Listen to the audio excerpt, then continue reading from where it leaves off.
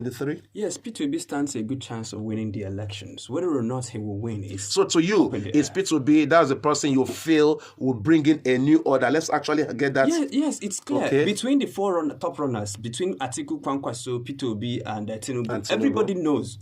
At least even those who are supporting Atiku and Tinubu, they know that Peter is the best man for this job. Okay. He stands a chance to win the elections, but I've looked at Nigeria. For instance, you saw what I wrote about the voter invalidation exercise. Out of 2.87 million Nigerians who registered and INEC rejected their registrations, 50% of that is more than 50% of 50% are coming from two regions, the southeast and the south. And these are votes that would have ordinarily gone to P2B. Then INEC would have changed its rule of business to accommodate those 2.8 million people. Now, what do I mean by rule of business? INEC says, how did they disqualify 2.8 million? What led to disqualification, yes? If you had done registration before, double registration, multiple registrations, and then you've lost your PVC, you tried your this thing, you couldn't, and then you come to order for a new PVC. We made the case to INEC. If people have done before and they came back to do again, take off the old registration and retain the new one. INEC says no, that it will take out the new one and retain. And then we said to INEC, if this person still has the old one, he will not present himself for the new one. If INEC had done that, 2.8 million Nigerians would have voted, and we know who they would have voted. So you have technically taken away 2.8 million possible votes for P2B.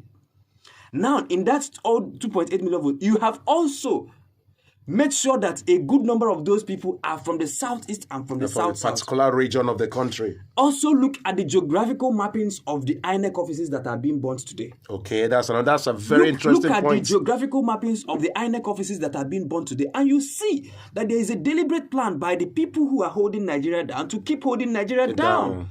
And that is the thing I am looking at. I have look at, okay, did you see the display of the voter register?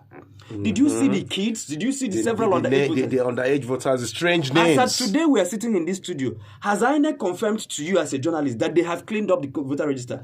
And they said they are still on the process of cleaning up the register. To you, with a compromised voter register,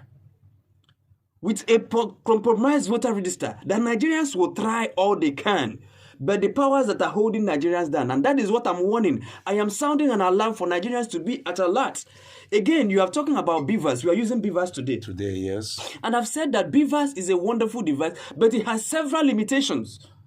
And one of those limitations, in fact, the most poignant of the limitations of BVAS, is that BVAS only records number of accredited voters.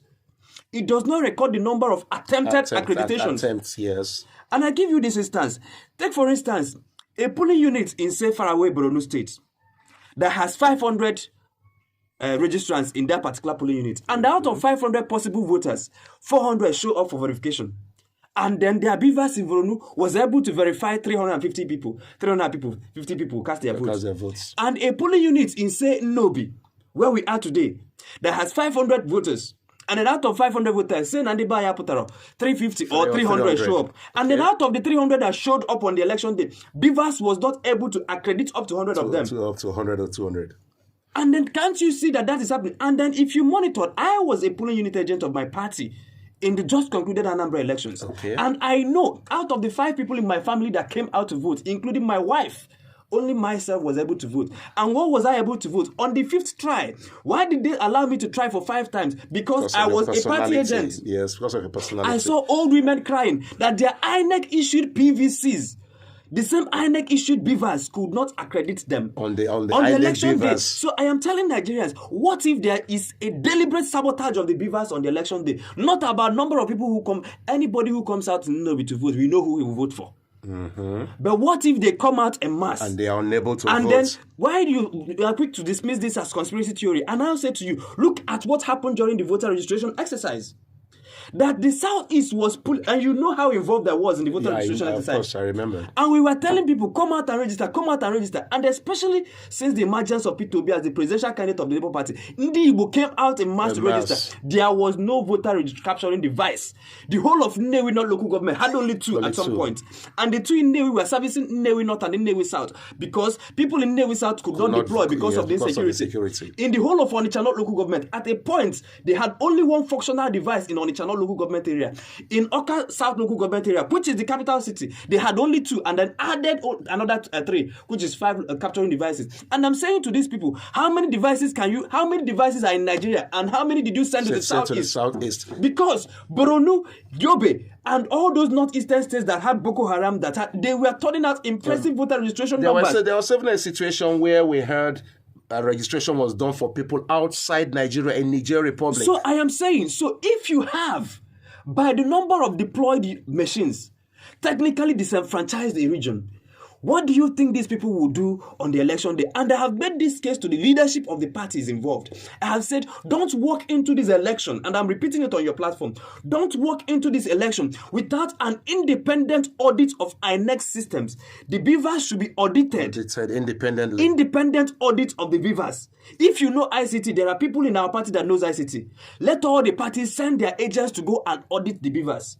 BVAS should be audited, IRF should be audited, the ABIS system. Process itself. Now, to tell you how compromised these systems can be, look at the ABIS that disqualified 2.8 million because they use the software to do that. That same software that disqualified 2.8 million Nigerians, and a lot of them are from the southeast and the south, left several underage voters in a particular region. This is the system that Nigerians are going into an election with. And when I see these things and I shout, people tell me, can't you see the numbers you have in the stadium? Okay. And I'm telling you that elections are not won by numbers in the stadium. Not at all. And I'm telling them, can we ask for the independent audit of our next systems? I am not saying this to pour cold water on the aspirations of young persons, including myself. I am saying that, onye isi adroma, nụrụ na onye ala ji mma na-aga n'azụ isi na ị ga-ekwu okwu ntị n'olu ya dapụ n'ala nwa na onwe mbụ Chiba Christian na-ekwu okwu na mmadụ ji mma na-aga n'azụ mmadu eti mkpu kịta meche ka isi ndapụ n'ala. So everything I'm doing about this election, and you see how passionate I am about this yes thing. Indeed, I am saying this before the elections, let us resolve this BVAS issue. Before the elections, let us resolve the ABIS issue. If we don't resolve this, it might end in tears for us. That's if we don't resolve the BVAS and the process of the election issues in Nigeria, it might result in unexpected outcome for Nigerians in the election. Well, the issue is still out there. Nigerians are hopeful for a change. They are hopeful for a new way of doing things. Nigerians are hopeful for a new order. But whether or not we're going to have this new order in government in 2023 depends on a lot of factors, which our guest here, Comrade Christian Chema, has enumerated. He actually laid emphasis on the compromise of INEC technology, the BVAS, and other issues.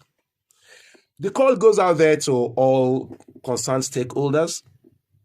We cannot sit back and fold our hands and expect the elections to run on its own the way it is supposed to go. Actions need to be taken. Some precautionary actions need to be taken, as espoused right now by our guest, Comrade Chema Christian.